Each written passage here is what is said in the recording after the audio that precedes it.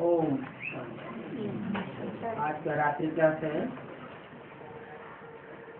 9 जुलाई 1968।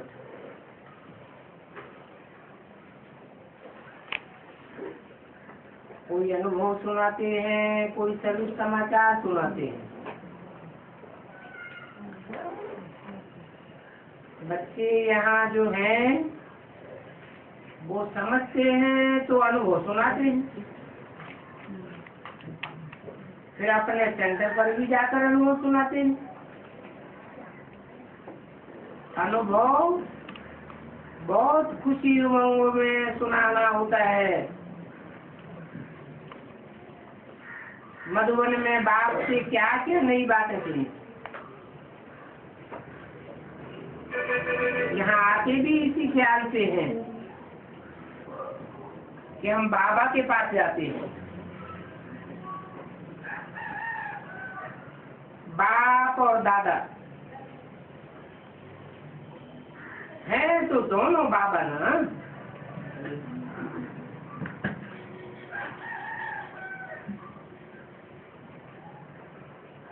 एक बड़ा बाबा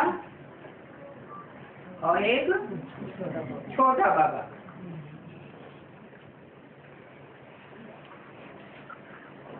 ये भी बड़ा बाबा है। इनको तो ग्रेट ग्रेट ग्रैंडफादर भी कहते हैं और उनको फादर कहते हैं। जरूर हो करके गया है। जो चीज हो करके जाती है वो फिर रिपीट जरूर करते हैं। बच्चे जानते हैं बाबा रथ में आया था, वो पास्ट हो गया, तो रथ तो मशहूर है। कहाँ मशहूर है?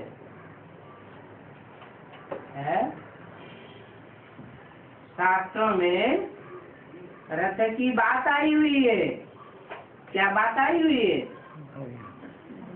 है? भगवान ने अर्जुन का रथ लिया, परंतु उन्होंने स्थूल रथ समझ लिया है। घोड़े गाड़ी बनाई दी है तो वास्तव में ये इंद्रिय रूपी घोड़े, शरीर रूपी रथ है। तो रथ पर सवार होकर के आते हैं तो जरूर मनुष्य के रथ में सवार होकर आवेंगे। क्यों?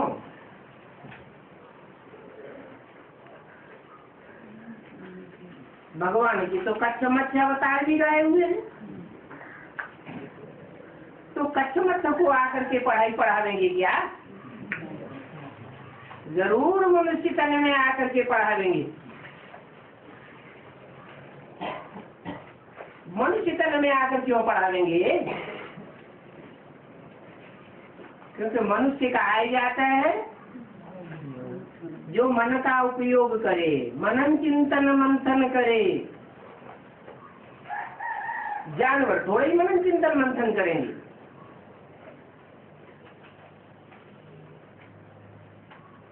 तुम बच्चों को मालूम पड़ा है कि बाप इस रथ में आते हैं।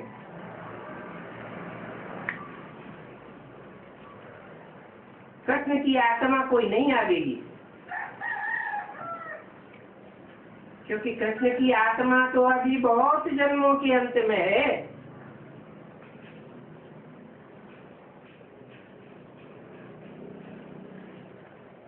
तो उनको कृष्ण नाम नहीं कहेंगे।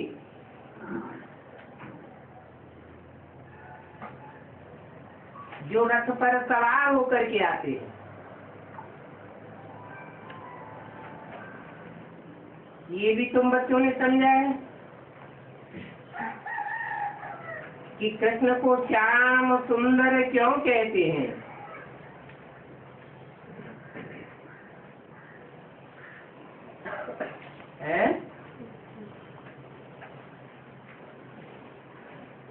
कृष्ण को ही श्याम सुंदर क्यों कहते हैं?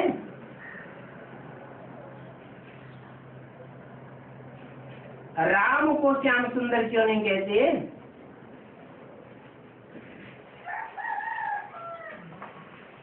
क्योंकि कृष्ण की आत्मा ही सृष्टि का पहला पत्ता है,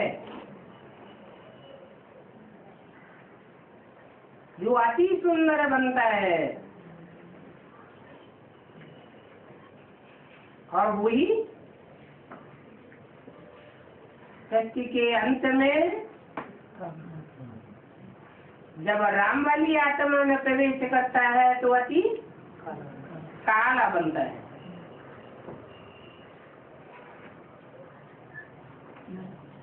नाम तो मनुष्य ही रखते हैं, परंतु हिस्ट्री का किसी को भी पता नहीं है।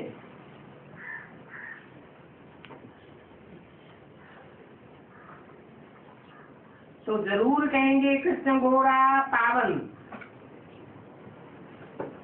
कृष्ण सामरा अर्थात पतित। अभी क्या कहेंगे? अभी कृष्ण को गोरा कहेंगे या सामरा कहेंगे? अभी भी कहेंगे सामरा। कृष्ण के भक्त सुनेंगे तो बिगड़ पड़ेंगे।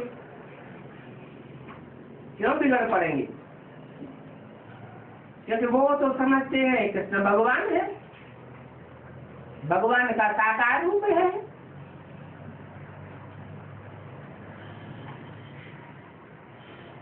कृष्ण के अलावा और कोई आत्मा भगवान का साकार रूप का पार्ट नहीं बजाती।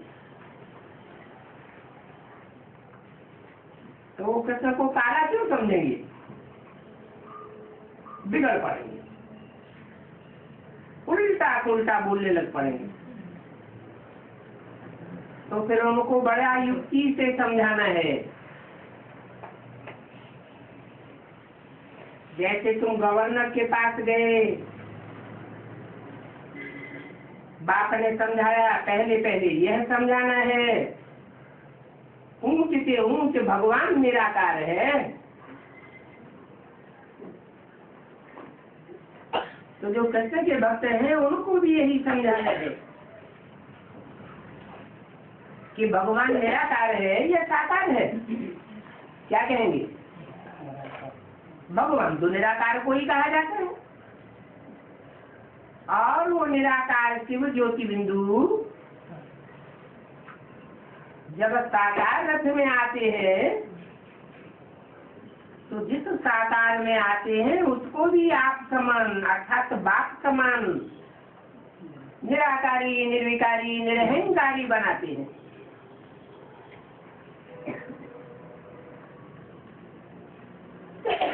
तो वो भगवान का साकार स्वरूप कहा जाता है। बल साकार में है तो भी निराकारी स्टेज वाला है। ब्रह्मा का तो कोई भी चित्र नहीं है जो निराकारी स्टेज वाला हो। धर्म पिताओं को तो निराकारी स्टेज में दिखाते हैं ना, क्योंकि पिता माना ही बीज। बीज तो सूक्ष्म होता है, निराकार होता है। तो समझाना पड़े कि कृष्ण सृष्टि का पहला पत्ता है, बीज नहीं है। वो निराकारी स्टेज धारण नहीं कर सकता। वैसे निराकार आत्मा तो सभी है। जो भी 500-700 करोड़ आत्माएं हैं सब क्या है? आत्माएं निराकार है, परंतु सब आत्माएं निराकारी स्टेज को धारण नहीं करती हैं। निराकारी, निर्विकारी, निरहंकारी नहीं बनती हैं। इसलिए बाप कहते हैं निराकारी भव। अपन को निराकार आत्मा समझो। ये प्रैक्टिस यहाँ पक्की करनी है।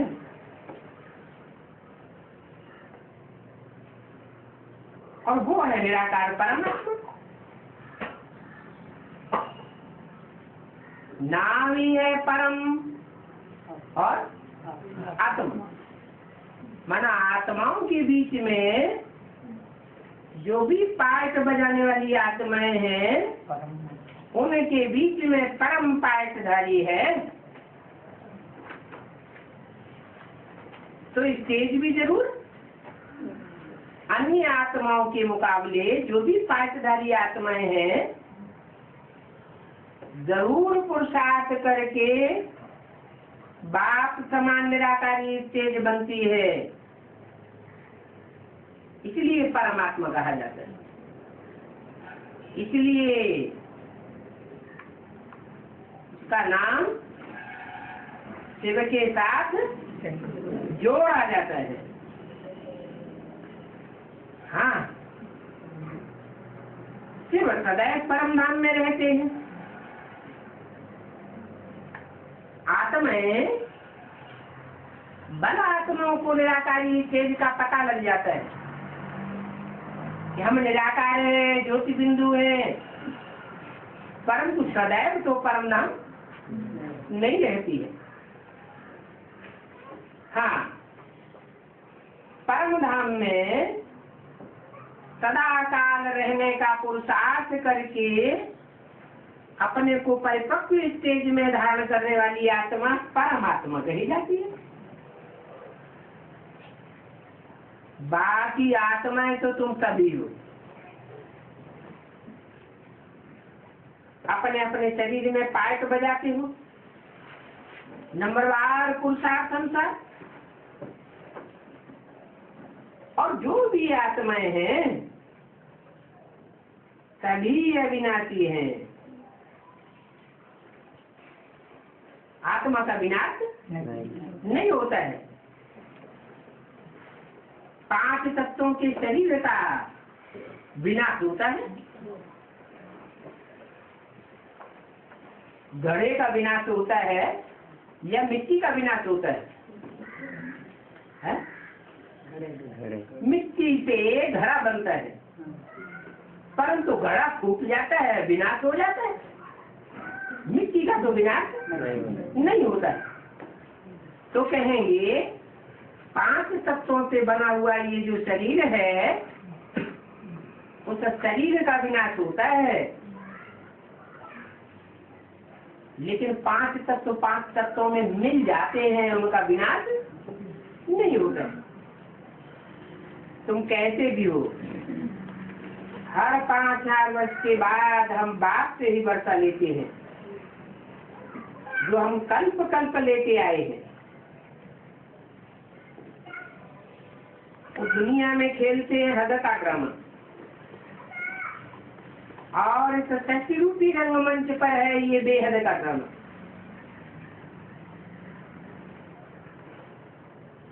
हद का ड्रामा खेलते हैं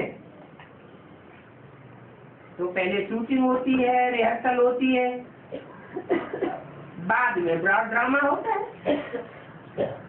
ये भी ऐसी है। सन्यासी तो हद का सन्यास करते थे,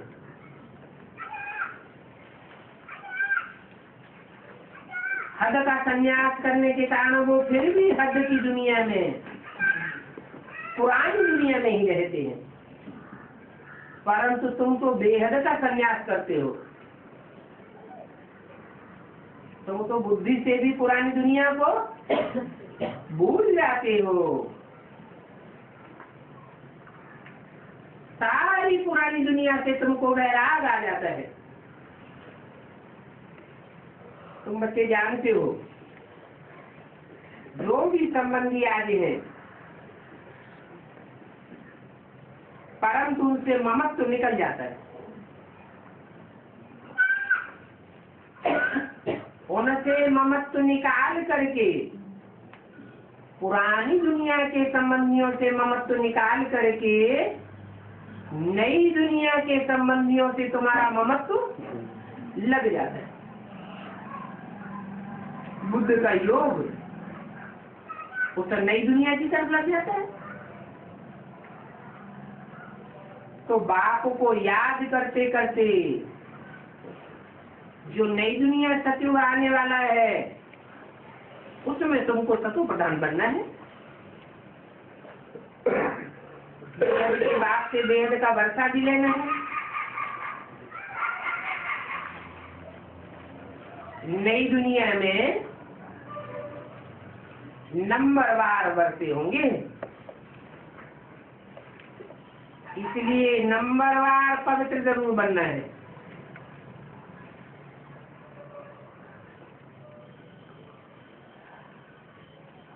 और बच्चे बाप की आज्ञाओं को भी नंबरवार पुरुषार्थ संसार मानते हैं।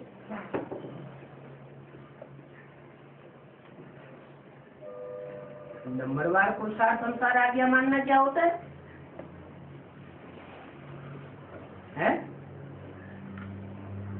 अव्वल नंबर का बच्चा होगा तो अव्वल नंबर में सारी आज्ञाओं का मानने वाला होगा। अव्वल नंबर धर्म का होगा तो सारी आज्ञाओं को मानेगा। और धर्मों में कन्वर्ट होने वाली आत्मा होगी तो आधी बातों को मानेगा, आधी को नहीं मानेगा। बाप कहते हैं मुझे याद करो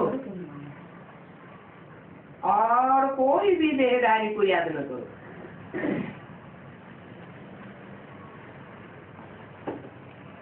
अगर बाप के अलावा और कोई देहधारी याद आता होगा तो जरूर कहेंगे बुद्धियों को वहां लटका हुआ है, उससे प्रभावित हो जाएंगे। तो बाप की आज्ञा का नाफरमानी करेंगे।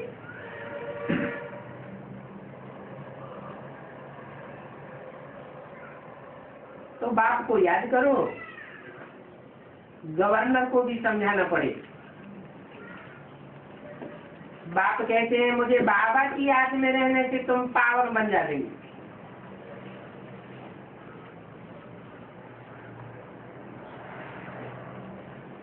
और वो बाप ऊंचे से ऊंचे है क्या? ब्रह्मा को ऊंचे से ऊंचे नहीं कहेंगे। बाप ऊंचे से ऊंचे है। इब्राहिम बुद्ध क्राइस्ट को भी ऊंचे से ऊंचे नहीं कहेंगे। ग्रेट फादर तो है परंतु सबसे ऊंचा फादर तो एक ही है। वही पतितों को पावन बनाने वाला है। जो कहते हैं क्या मुझे याद करो, तो कहने वाला साकार हुआ या निराकार हुआ? साकार हुआ। वो ब्रह्मा के द्वारा कहते हैं मुझे याद करो, या उनका कोई डायरेक्ट स्वरूप है? उनका डायरेक्ट स्वरूप है। जो बाप भी है, टीचर भी है और सदगुरु भी है।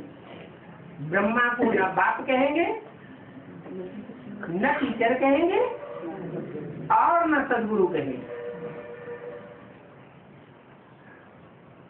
म्यूजियम आज में सुनते तो बहुत हैं परंतु समझते नहीं है। आगे चल करके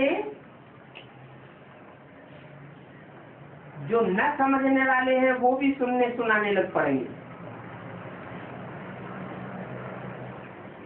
सत्युग त्रेता में जो संख्या होती है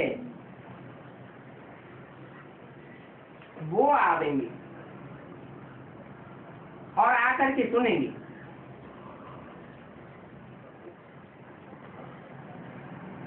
कहाँ आवेंगे? सत्युग त्रेता में कितनी जनसंख्या होती है? 9 लाख नहीं, त्रेता में सत्युग और त्रेता दोनों में मिला करके 10 करोड़ जनसंख्या होती है। तो जो भी जनसंख्या होती है सत्युग त्रेता में, वो आवेंगे। कहाँ की बात हो रही है आने की? जड़ म्यूजियम की बात नहीं हो रही है। तुम्हारे चैतन्य म्यूजियम देखने में आवेंगे, समझेंगे और दूसरों को समझावेंगे भी।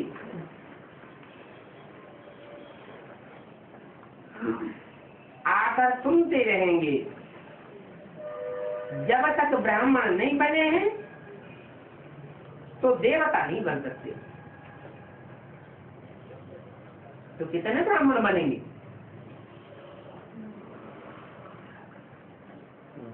हैं? ब्राह्मणों की संख्या कितनी होगी? 37 करोड़। त्रेता के अंत में होते ही है 10 करोड़। 33 करोड़ तो कलयुग के अंत तक आते रहते हैं। और कलयुग में तो शूद्र संप्रदाय होते हैं या ब्राह्मण संप्रदाय होते हैं? शूद्र होते हैं। तो उनको ब्राह्मण पक्का थोड़े कहेंगे। तो ब्राह्मण बनना पड़े तभी सत्युग त्रेता में देवता बनेंगे। पिछाड़ी के समय बहुत आवेंगे। बच्चों को थोड़ी तकलीफ सहन करनी पड़ती है, खास करके बामेलियों को। परंतु वह बामेलियों के बंधन भी धीरे धीरे टूटते जाएंगे।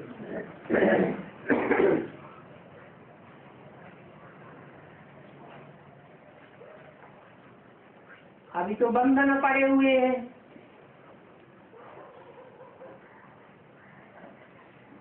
क्योंकि अखबारों आज ने सुना है यहाँ जादू डालते हैं। कोई बड़ा तांत्रिक आया हुआ है।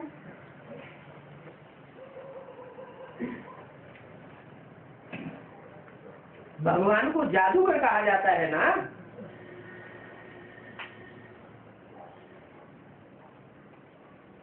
तो भगवान के सिवाय इतने ढेर के ढेर बच्चों को कौन संभाल सकेंगे? दिन प्रतिदिन टाइम कम होता जाता है।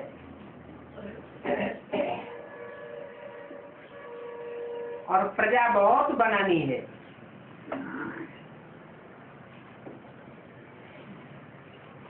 नहीं तो नई दुनिया में राजा कैसे बनेंगे? राजा कौन बनेंगे? यहाँ पुरुषार्थ करने वाले तो बहुत हैं और पुरुषार्थ है ही राजा बनाने का। परंतु बनेंगे कौन? अपने कर्म में जो प्रजा बनावेंगे, सेवा करेंगे, वो राजा बनेंगे। तो राजा वह बनेंगे जिन्होंने रैयत बनाई है। क्योंकि रैयत का राजा तो बनेंगे ना।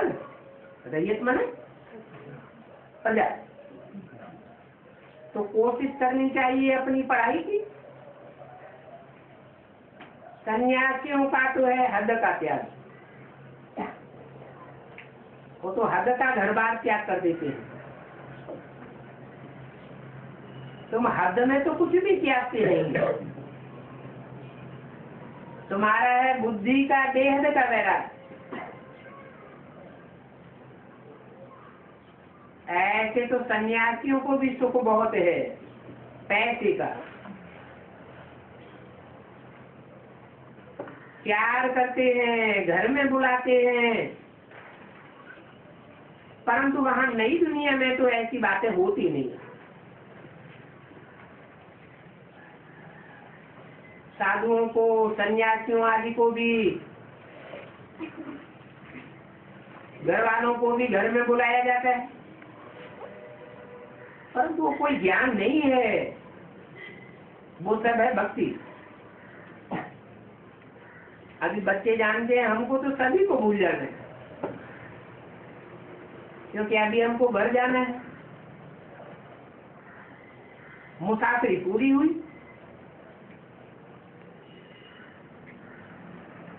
पहले तुम मुसाफिरी अपने राज्य में करते हो,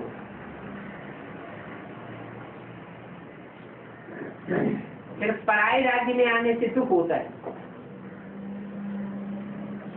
क्योंकि पराये राज्य में तीसरी दुनिया है ना। इस दुनिया में तो मनुष्यों को अनेक प्रकार की फिक्र आते हैं। बाप जो नई दुनिया स्थापन करते हैं उसमें तो कोई फिक्रात नहीं होती है।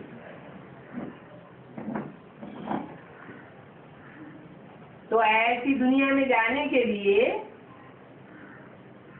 फिक्र से फारिग होने की प्रैक्टिस अभी करनी है।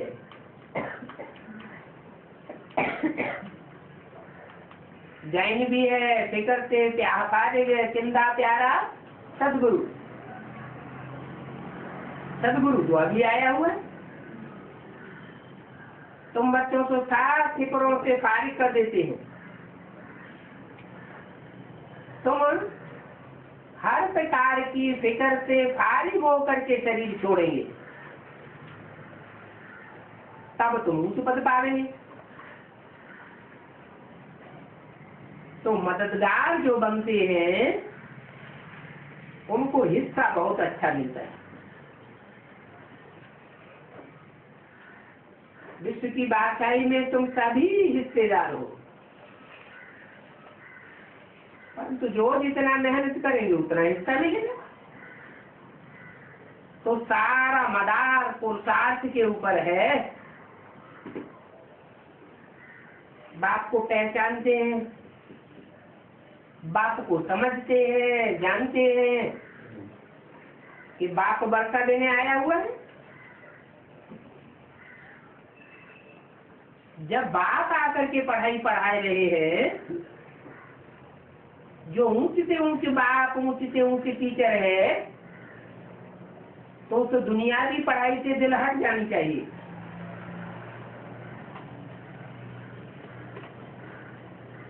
क्योंकि उस दुनियावी पढ़ाई से तो पाई पैसे का पद मिलता है, और भगवान की पढ़ाई से जन्म जन्मांतर की राजाई का पद मिलता है। हाँ, याद की यात्रा टाइम बहुत लेती है। वो यात्रा भी बाप सिखलाते हैं, ऐसे ऐसे करो।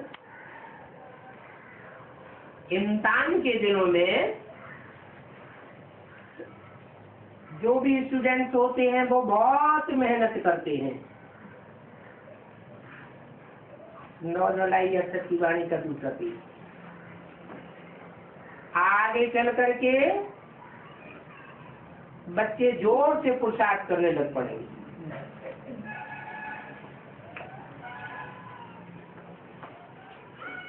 परंतु बात कहते हैं अभी शरीर छूट जाए तो आगे के लिए पुरुषार्थ नहीं छोड़ना है। कोई भी बात पर पुरुषार्थ में ठहरना नहीं है। बल बात कहते हैं कि आगे चल करके जोर से पुरुषार्थ करने लग पड़ेंगे, तो क्या आगे के लिए पुरुषार्थ छोड़ दिया जाए? नहीं, ऐसे नहीं सोचना है कि अभी तो टाइम बहुत पड़ा है। ऐसा कच्चा नहीं बनना चाहिए। बच्चों को बाप की श्रीमत पर ध्यान देना है। ब्रह्मा की आयु 100 वर्ष कहते हैं,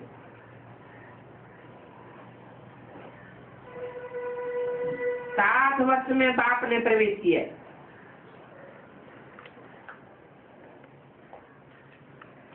बाकी रहे 40 वर्ष।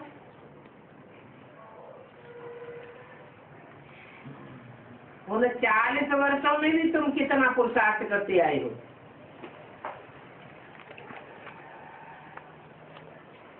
है? 40 वर्षों में कितना वर्ष पुरुषार्थ किया?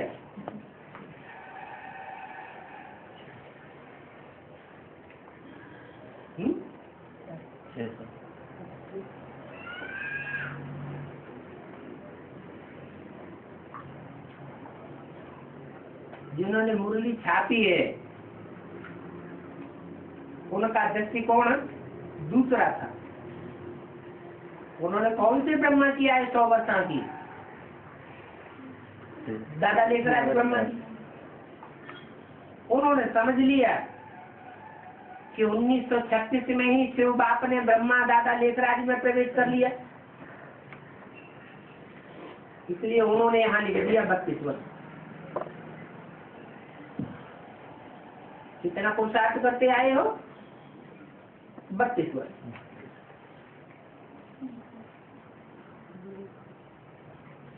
तो 32 वर्ष का पुरुषार्थ हुआ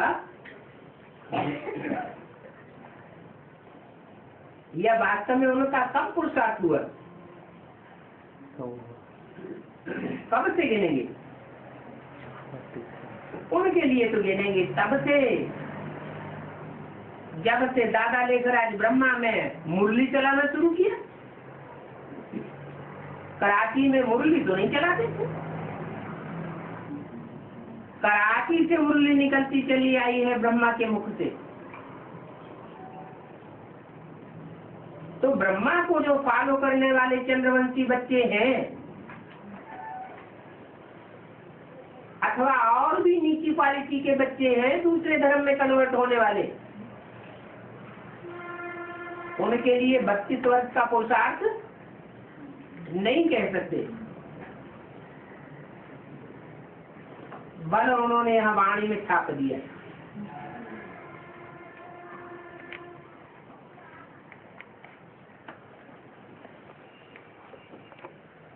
छाप इसलिए दिया कि वास्तव में आदि ब्रह्मा का पार्ट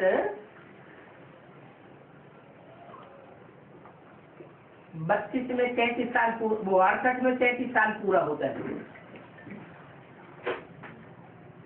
उसमें 7-8 वर्ष और जोड़े तो सन 76 में 40 साल पूरा होता है। इसलिए बाबा ने बोला कि बाकी 8 वर्ष बचे हैं पुरुषार्थ के। किस पुरुषार्थ के? है? अरे पुरुषार्थी जीवन का लक्ष्य क्या है? नर से नारायण बनना। तो नर से नारायण विश्व का मालिक बनने के लिए ब्रह्मा की आयु बताई 100 साल, उसमें से 33 साल कौन से बच्चों के लिए पूरे हुए? सूर्यवंशी बच्चों के लिए पूरे हुए या चंद्रवंशियों के लिए? सूर्यवंशी बच्चों के लिए पूरे हुए। बाकी जो 7-8 साल रहे सन 76 तक,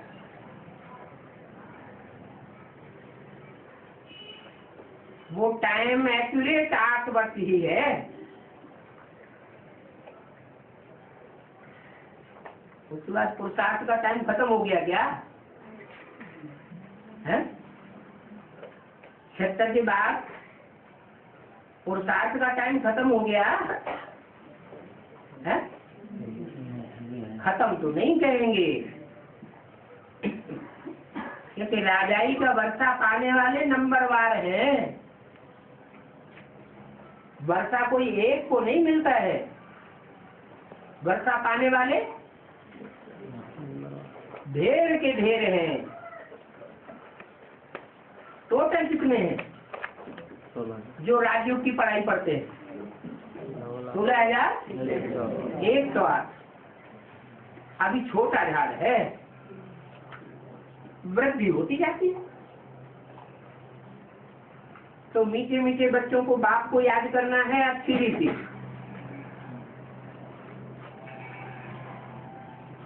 अच्छी रीति याद करने का टाइम कौन सा विशेष बताया है? अच्छी रीति याद करने का टाइम, जो फाउंडेशन डालना है अच्छी रीति याद करने का, वो टाइम कौन सा हुआ? 68 से लेकर 76 तक। छोटा जा रहा है, वृद्धि होती जाती है। रात को सोते भी याद में सो जाओ तो तुमको बहुत खुशी होती रहेगी। फिर तुमको फालतू संकल्प आज भी नहीं आ गए। जैसे रात को याद में सोवेंगे तो स्वप्न और संकल्प कैसे बनेंगे? गहरी निद्रा में आने के बनेंगे। या तो श्रेष्ठ संकल्प आवेंगे, श्रेष्ठ स्वप्न आवेंगे। तो थकावट है तो लेट जाओ, ऐसे नहीं कि कड़क रूप में बैठ करके ही याद करना है। उठते बैठते चलते फिरते प्रैक्टिस करो तो तुमको बहुत अच्छा लगेगा। जैसे लौकिक बाप के लवली बच्चे होते हैं तो कितना प्यार करते हैं, क्योंकि बच्चे बाप की बहुत खातिरी करते हैं। तो यहाँ बच्चों को बाप की क्या खातिरी करनी है? लौकिक में जो बच्चे होते हैं, लवली बच्चे होते हैं बाप के, तो वो बच्चे बाप की बहुत खातिरी करते हैं। यहाँ तो लौकिक बच्चे हैं, कैसे बच्चे हैं? अलौकिक बच्चे हैं। यहाँ बाप की क्या खातिरी करेंगे?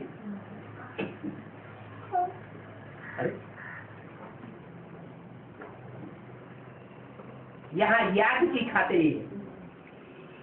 जितना बाप को याद करेंगे उतना बाप समझेंगे कि यह बच्चा मेरी बहुत खातिरी करता है। मदद करनी है, याद की यात्रा में रहकर वाइब्रेशन बनाने की। और सभी को कहो कि बाप को याद करो तो वर्षा मिलेगा। सतो प्रधान बनना माना बाप का वर्षा लेना है। बाप से कौन सा वर्षा मिलेगा? सतयुग का वर्षा मिलेगा या सतो सामान्य त्रेता या रजो प्रधान कलयुग का वर्षा मिलेगा? बाप है ही सत्य, तो कहते ही सच्चिदानंद,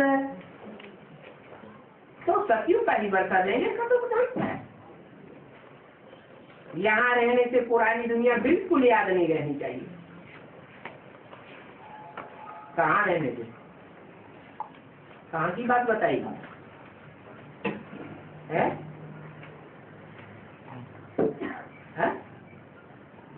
यहाँ रहने से माने कहाँ रहने से? बाप के सामने, बाप के घर में जो मिनी मधुबन है या मधुबन है या महामधुबन है, वहाँ रहने वालों की ये शिफ्ट होनी चाहिए कि बाप के सिवाय और पुरानी दुनिया बिल्कुल याद नहीं आई। बस बाप का घर और बाप की याद, दो अक्षर हैं। अच्छा, मीठे मीठे बच्चों को रुआनी बाप दादा का याद क्या बोल रहे? अगला राष्ट्रीय क्लास है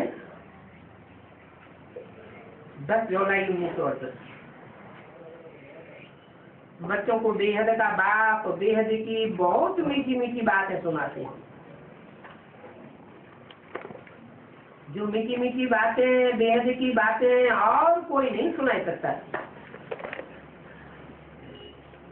हाँ, शास्त्र तो जन्म जन्मांतर सुनते चले आए हैं, परंतु वो तो पुरानी पुरानी ही बातें हैं। 2-2,500 साल पहले शास्त्र लिखे गए, वो बातें सुनाते चले आए। तो नई बातें कहेंगे या पुरानी बात कहेंगे? पुरानी बातें हो गई। और बाप तो आकर बिल्कुल नई बातें सुनाते हैं। इसलिए मनुष्यों को इन बातों को समझने में मुझान होती है। बच्चों को समझाया गया है यह नाली कोई 700 आदि में नहीं है। आदि क्यों लगा दिया है? 700 के साथ आदि क्यों लगा दिया?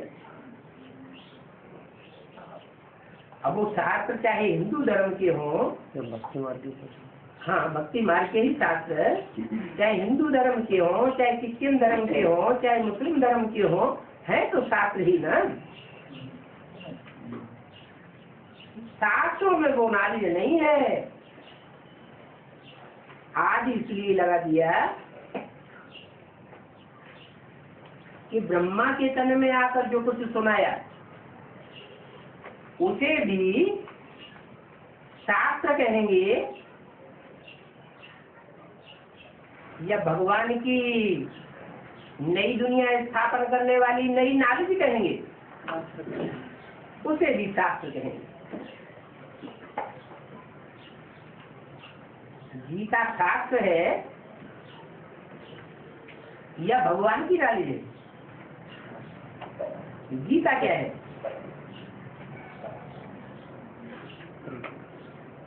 सर्वशास्त्र शिरोमणि गीता गाई हुई है, वो क्या है? भक्ति मार्ग का शास्त्र ही। जैसे वो संस्कृत की गीता है भक्ति मार्ग की, वैसे हम ब्राह्मणों की दुनिया में ये गीता है जो कागज के पत्तों पर छपी हुई मिलती है। परंतु बाप ने बताया है कि इसको गीता ज्ञानामृत नहीं कहेंगे, अमृत नहीं कहेंगे। क्यों? क्योंकि ब्रह्मा के मुख से जो भी सुनाया गया वो शास्त्र इसलिए हुआ, उसका मंथन चिंतन मनन चिंतन नहीं किया गया। मनन चिंतन मंथन न किया जाए तो नॉलेज खून नहीं बनाती है। संकल्पों का शुद्ध खून नहीं बन सकता तो नई दुनिया भी नहीं बन सकती। बल गीता है, परंतु भक्ति मार्ग की गीता, और ये है तुम्हारा गीता ज्ञान जो भगवान बाप डायरेक्ट मुख से आपके सुनाते हैं। इसके शास्त्र नहीं बन सकते। भगवान जो सुनाते हैं डायरेक्ट, उसको राजयोग कहा जाता है। क्योंकि सुनाने वाला नया है तो जरूर नई बात भी सुना देंगे। बेचारे मनुष्य तो नहीं समझ सकते। तुम बच्चे समझते हो बाबा हर 5-4 वर्ष बाद ये बातें सुनाते हैं। इन बातों को और कोई जानता ही नहीं है। वह मनुष्य जो कुछ सुनाते हैं वो तो खुद ही पढ़ सकते हैं।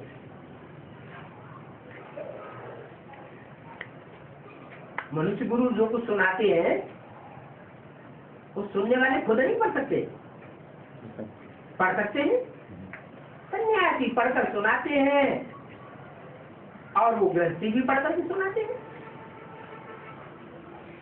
वेद उपनिषद गीता आदि सुनाते हैं ना, घर में भी गीता आदि पढ़ेंगे। नाम तो गीता है। पहले ही सुनाते हैं यदा यदा धर्मस्य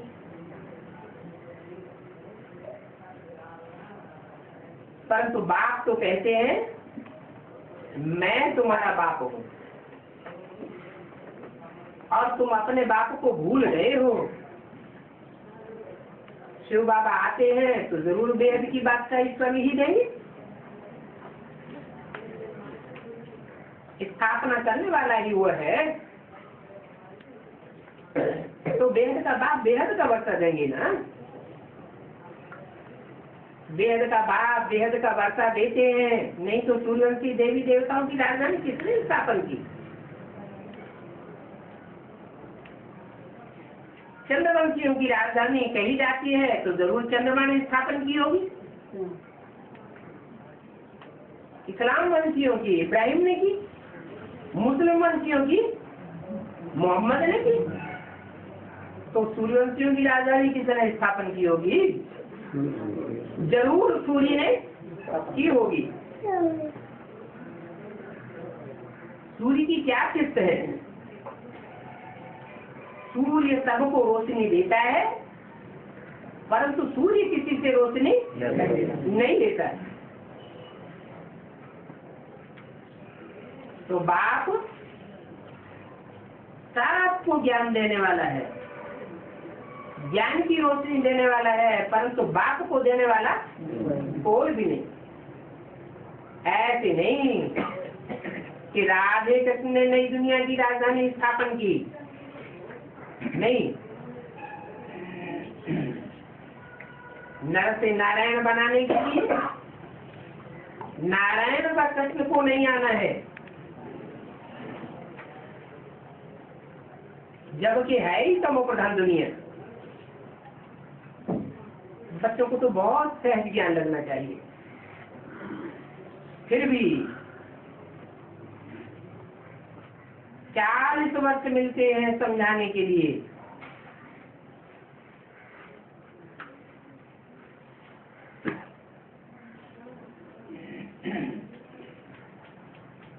क्या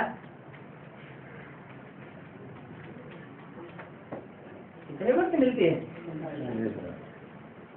40 वर्ष लगते हैं समझाने के लिए कि सुनाने के लिए है? समझाने के लिए। क्यों? जब तक समझाया या सिर्फ सुनाया? 40 वर्ष कहेंगे सुनाया, समझाया किसी ने नहीं। क्योंकि जो समझाने वाला बाप है वो तो प्रत्यक्ष हुआ ही नहीं। तो समझाने के लिए जो 40 वर्ष हैं वो कब पूरे होते हैं? 2016 है 2016 में 15 ये समझाने का टाइम भी है, सुनाने का टाइम भी है और समझाने का टाइम भी है। तो बाप कहते हैं मैं दिन प्रतिदिन उनको ये बातें सुनाता हूँ। जो पहले बातें सुनाते थे वो उतनी गुह्य नहीं थी। पहले माने कब है? बेसिक नॉलेज में जो सुनाते थे वो बातें उतना गुह्य ज्ञान नहीं था, परंतु भगवान के ज्ञान को तो गाया जाता है। गुह्यात् गुह्यतरम ज्ञानम, गुह्य से भी गुह्य ज्ञान सुनाता हूँ। हम भी समझते हैं और समझते आए, समझाते आए। कराची में 14 साल रहे।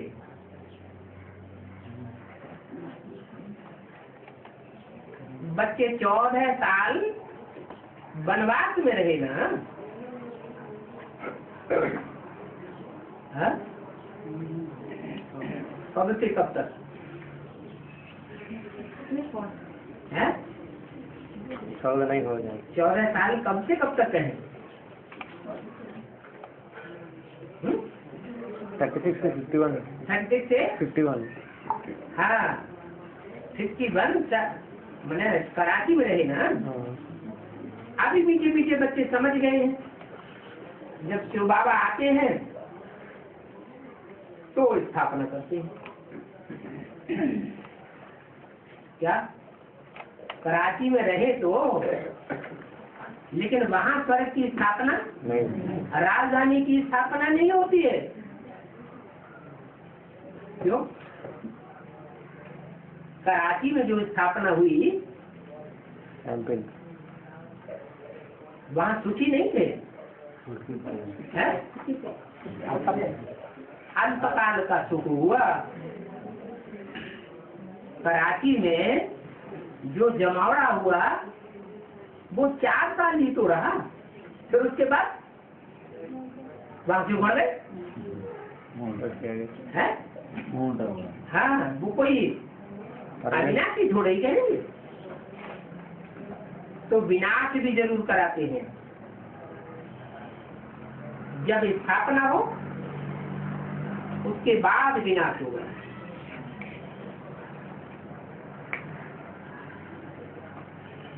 वास्तव में स्थापना और विनाश में 40 वर्ष लगते हैं। कौन से वर्ष के लिए इशारा दिया? 76 के लिए इशारा दिया कि 40 वर्ष लगे बौद्धिक स्थापना में। बौद्धिक स्थापना माने सूक्ष्म संकल्पों की राजधानी की स्थापना करने में 40 वर्ष लगे, और विनाश में भी वो 40 साल। पहले स्थापना होती है या पहले विनाश होता है? पहले स्थापना। कोई की बुद्धि में तो स्थापना हुई होगी ना, नई दुनिया की। कृष्ण की हथेली पर बहिष्ठ दिखाते हैं, स्वर्ग दिखाते हैं। पहले ब्रह्मा कुमारी विद्यालयों में वो चित्र भी दिखाया जाता था, दरवाजे पर वो बड़ा चित्र रखा रहता था। कृष्ण हथेली पर स्वर्ग वैकुंठ ला रहा है और पांव से नरक की दुनिया का गोला खेल रहा है। अभी नहीं दिखाते, भले चित्र रखा हो तो समझा नहीं सकते हैं, लेकिन हम तो समझा सकते हैं कि ये 40 वर्ष में कैसे स्थापना पूरी होती है और विनाश भी। ब्राह्मणों के पुराने संगठन का विनाश भी शुरू होता है। शास्त्रों में ब्रह्मा की 100 वर्ष की आयु आई हुई है। वो कौन से ब्रह्मा की आयु है? जो 76 में ब्रह्मा मृत्युलोक में खलास हो जाता है। ब्रह्मा का मृत्युलोक खलास, और तो ब्रह्मा की मन बुद्धि रूपी आत्मा कहाँ निवास करती है? अमर लोक में निवास। तो कौन सा टाइम हुआ? 76 की बात है। तो शिव बाबा 60 वर्ष की आयु में आता है और 40 वर्ष तुमको लग गए।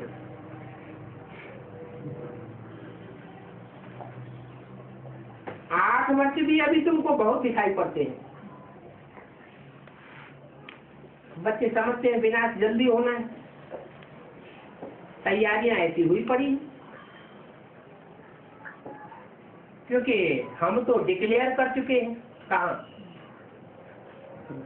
4 चित्र हैं, उनमें भी 40 वर्ष। ब्रह्मा की आयु जब पूरी होती है लास्ट, तो डिक्लेरेशन दिया हुआ है 76 के लिए। 4 चित्रों में भी दिया हुआ है, अखबारों में भी निकाला था, और राष्ट्रपति को भी मेमोरेंडम लिख करके दिया हुआ। ज्ञानामृत पत्रिका में भी छपा हुआ था, मुरलियों में भी छाप के रख दिए। तो डिक्लेरेशन तो कर चुके हैं।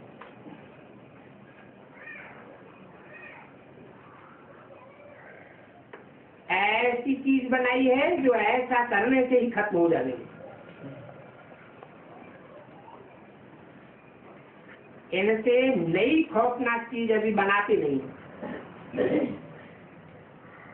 स्थापना भी देखी, विनाश भी देखा, तो निश्चय भी होता है। सर्विस बहुत करनी है, पैगाम पहुंचाना है गांव गांव में।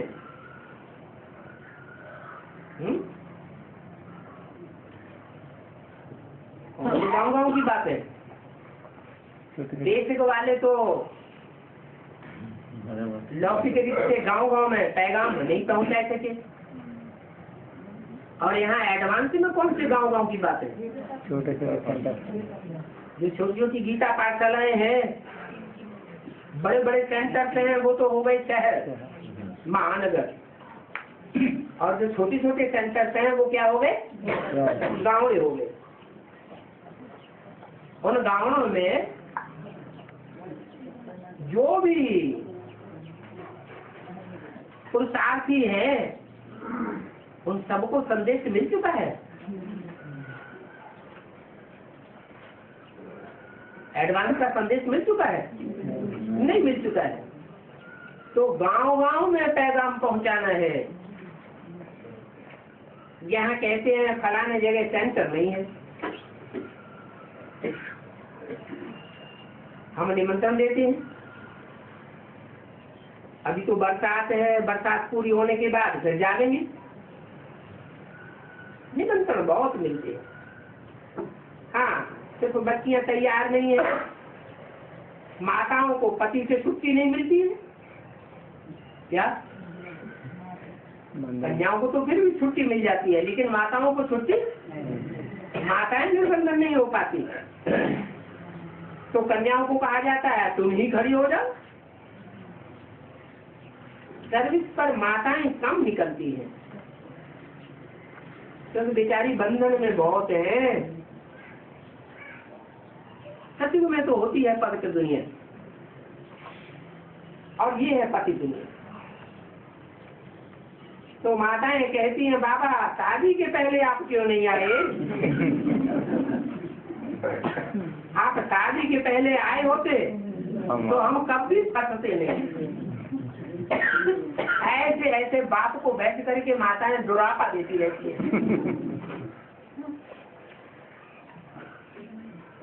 ऐसे भी कहती है बाबा ये बच्चे न होते तो हम बंधन मुक्त होती।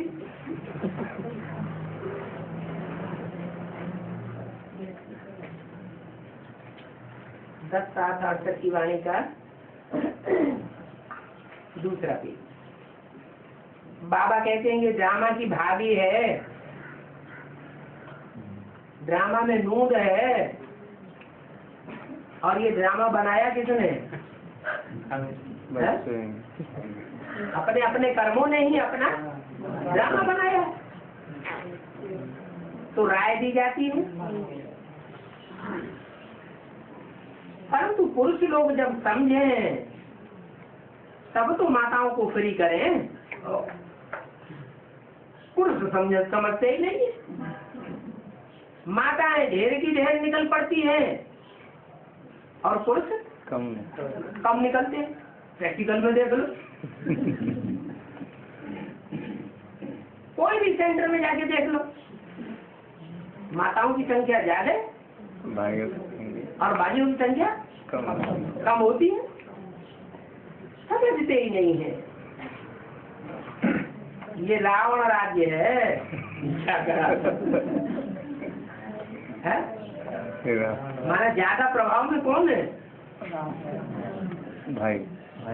भाई लोग जो है ज्यादा रावण के प्रभाव में, कंट्रोल में। बेसमझों की दुनिया है। बेसमझ जो होते हैं, भक्त बेसमझ होते हैं ना, तो मंदिर में समझदार देवताओं के आगे जाते हैं।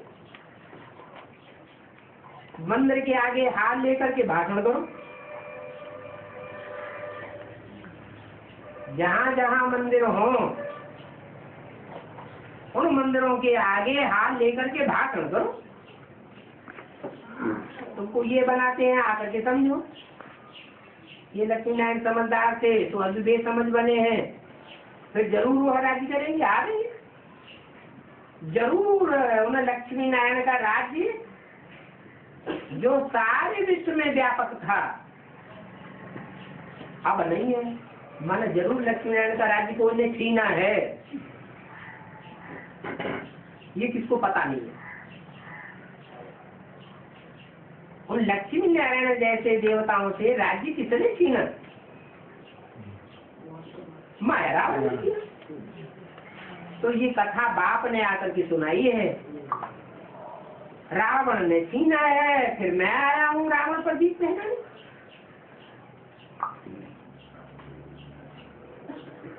तो बच्चियों को शिव शक्ति सेना में दाखिल हो जाना चाहिए। फिर कहते हैं शिव शक्ति पांडव सेना, तो बच्चियों को ही दाखिल हो जाना चाहिए या पांडवों को भी दाखिल हो जाना चाहिए? दोनों को दाखिल हो जाना चाहिए। हम अपना राज्य स्थापन करें या अपना टाइम व्यस्त करें। याद की यात्रा में ही माया के विघ्न पड़ते हैं।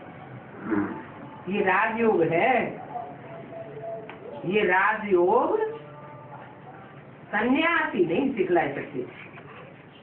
क्या कहा है? सन्यासी क्यों नहीं सिखला सकते राजयोग को? है? क्यों नहीं सिखला सकते?